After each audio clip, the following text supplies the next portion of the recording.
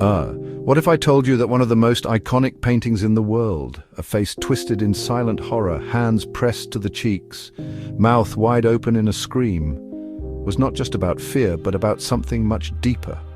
What exactly was Edvard Munch trying to express in the scream? Was it madness or a moment of overwhelming clarity? Welcome back to Old Topic, where forgotten tales and timeless mysteries come to life.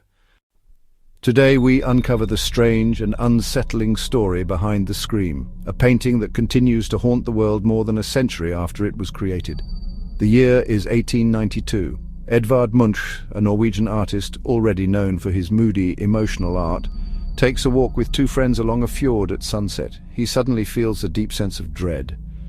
In his own words, the sun began to set, the sky turned a bloody red. I paused, feeling exhausted, and leaned on the fence. There was blood and tongues of fire above the blue-black fjord and the city. My friends walked on. I stood there trembling with anxiety, and I sensed an infinite scream passing through nature. An infinite scream passing through nature. That sentence became the foundation for what we now know as the Scream. A painting not just of horror, but of existential crisis, anxiety, and the overwhelming force of nature itself. But what caused that moment of terror? Some say Munch suffered from mental illness, perhaps schizophrenia or severe anxiety, and the Scream was a visual expression of his internal torment. Mental health issues did run in his family. His sister was diagnosed with mental illness. His father died when Munch was young. Death, grief, and instability followed him throughout his life, but others believe the answer lies in the sky. Astronomers and meteorologists have studied the colors in the painting, that surreal blood-red sky.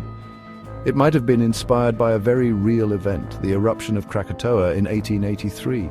The massive volcanic explosion spewed so much ash into the atmosphere that sunsets around the world became unnaturally vivid for years.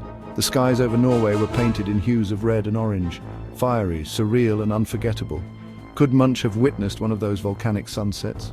Was he simply overwhelmed by the raw power of nature? And then there's the sound. He described hearing a scream pass through nature, not a human voice, but the scream of the world itself.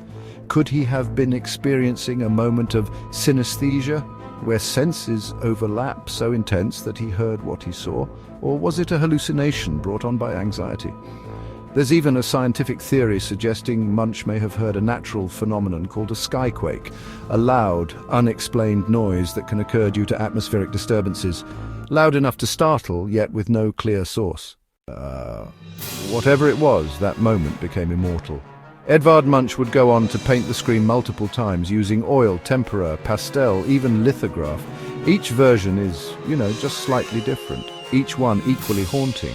And through them all, one thing remains constant, that figure on the bridge, mouth agape, surrounded by swirling, chaotic skies, alone, terrified, yet somehow universal. Today, the Scream is more than art. It's a mirror, a reflection of our collective anxieties, a symbol of isolation, a cry that anyone, anywhere can relate to. But the question still lingers. Was Munch painting a moment of madness? Or did he capture something deeper, something primal that exists in all of us, the scream that never ends? Thank you for watching Old Topic, where the past still whispers, if you know how to listen.